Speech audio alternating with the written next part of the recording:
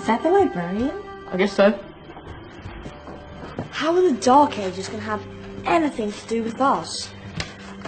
Excuse me. Sorry to bother you. What do you want? We need to find out what impact the Dark Ages had on the modern world. Never was a period of history so poorly named. Don't touch.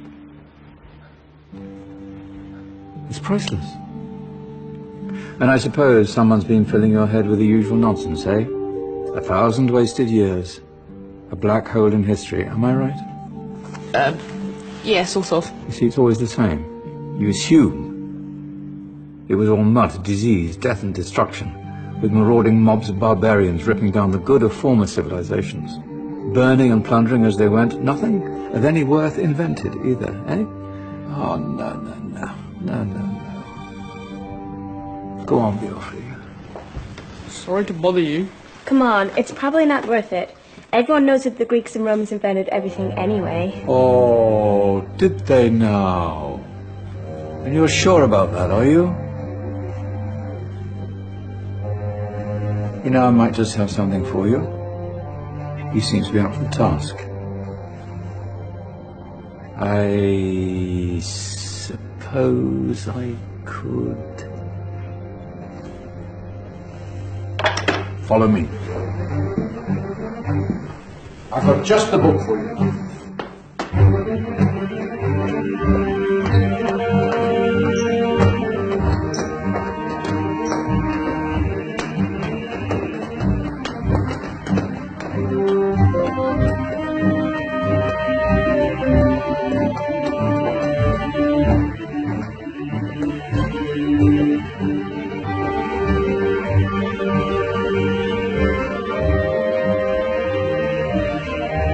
Where are we going? I don't know. Ask him.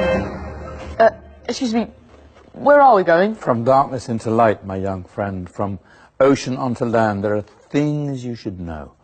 Oh, yes, indeed. Yes, indeed.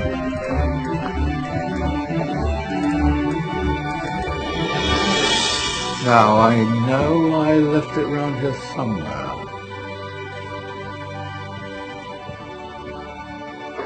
Ah, here it is. Now, take a look. If you dare.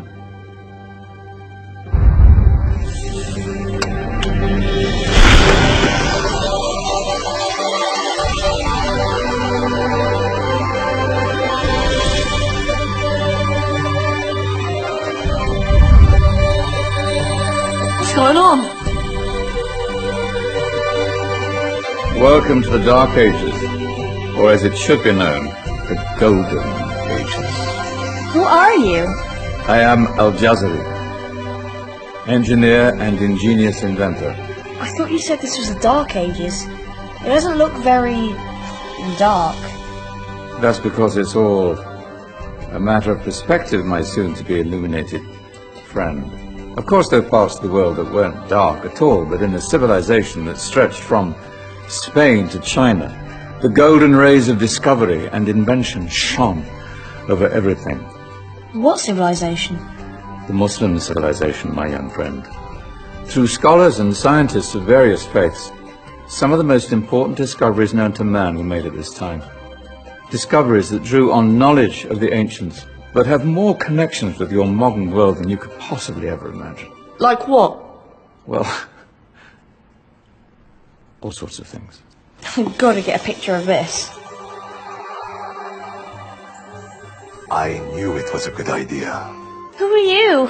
Allow me to introduce Ibn al-Haytham, a great scientist whose ideas led to the invention of the camera. You invented the camera. I laid the foundations for modern cameras by explaining how our eyes work. I found a way of projecting an image onto another surface through a small hole in a dark room, later called camera obscura. Think of all the things that evolved from this discovery. Cameras, cinema, all share the same principle. Cool. Look out below! Who's that? That's my good friend, Abbas ibn Farnas, who gazed up to the heavens, passionate in his belief that man could fly. Whoa. Indeed, he dared to dream about flying 1,000 years before the Wright brothers. Do you know you all take your jet-setting holidays for granted, so it only seems fair to remember Abbas ibn Farnas. Stand by. I'm ready for takeoff.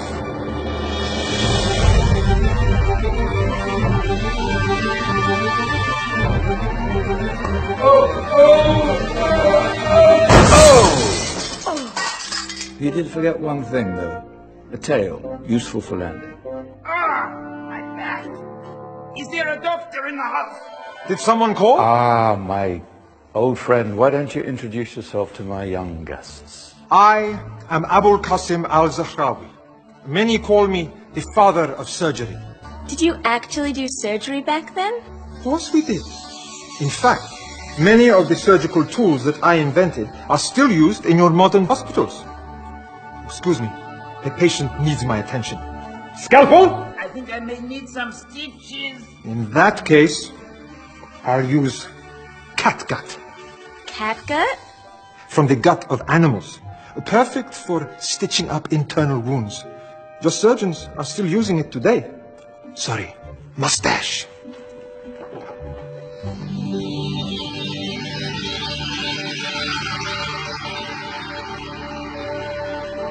Who's she?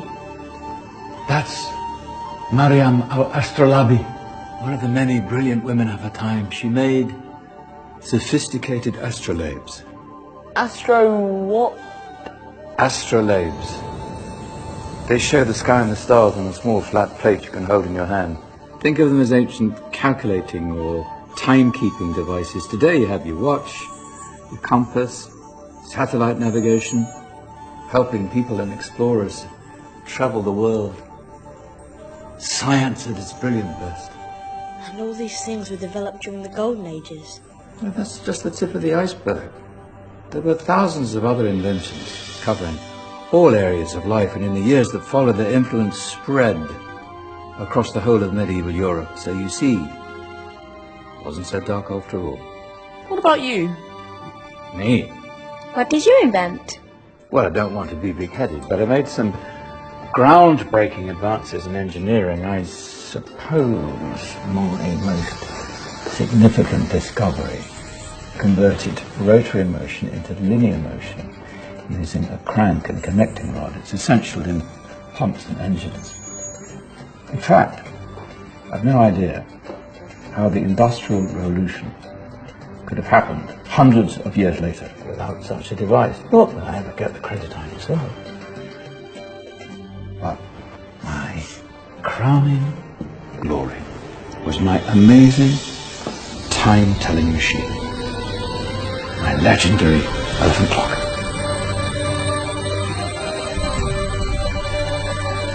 It's a clock. Yes. Dozens of components collected from different cultures around the world. Indian, Greek, Arabian, Egyptian, Chinese. Wow. A United Nations clock.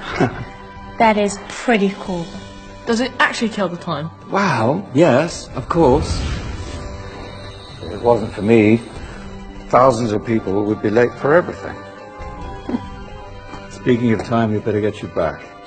And remember, spread the word. This was a golden age, and I've only shown you a tiny part of this wondrous time. There are countless other scientists and inventions directly connected to your modern world. You're just going to have to find out for yourselves.